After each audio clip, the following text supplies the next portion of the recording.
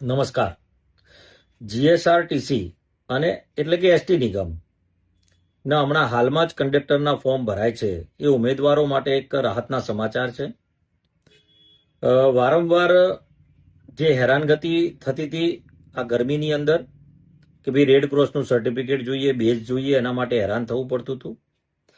સરકારશ્રીમાં માન્ય મુખ્યમંત્રી શ્રી ભૂપેન્દ્રભાઈ પટેલ સાહેબ, નાયબ મુખ્યમંત્રી શ્રી હર્ષભાઈ સંઘવી સાહેબ અને મંત્રી શ્રી પ્રવીણભાઈ માળી સાહેબને મેં રજૂઆત કરી, લેખિતમાં રજૂઆત કરી, ખૂબ હકારાત્મક વાત કરી અને 24 કલાકની અંદર એક પ્રેસ નોટના માધ્યમથી એમણે વિભાગ તરફથી પ્રેસ નોટ આવી ગઈ કે ભાઈ આના હેરાનગતિ ના થાય અને આ ડોક્યુમેન્ટની જે જરૂરિયાત છે જ્યારે ચકાસણી થાય ત્યારે એ ડોક્યુમેન્ટ રજૂ કરશે તો ચાલશે. એટલે કે એમને ખૂબ મોટો સમયગાળો મળી ગયો. આ તમામ જે 3 લાખ જેટલા ઉમેદવારો, 2.5 થી 3 લાખ જેટલા ઉમેદવારો જે હેરાન થતા હતા એ હેરાન હવે થશે નહીં.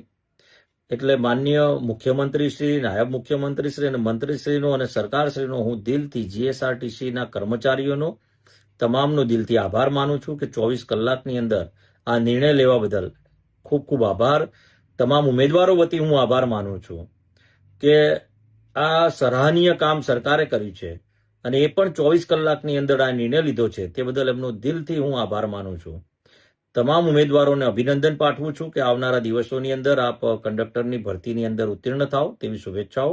અને ફરીથી સરકારશ્રીના તમામ કહેવાય મંત્રીમંડળ અને મુખ્યમંત્રીશ્રી, નાયબ મુખ્યમંત્રીશ્રીનો દિલથી હું આભાર વ્યક્ત કરું છું કે 24 કલાકમાં આવો સુંદર નિર્ણય લીધો અને ઉમેદવારોને આવા હેરાનગતિથી મુક્ત કરાયા. ફરીથી આભાર. ભારત માતા કી જય. જય જય ગરવી ગુજરાત. નમસ્કાર.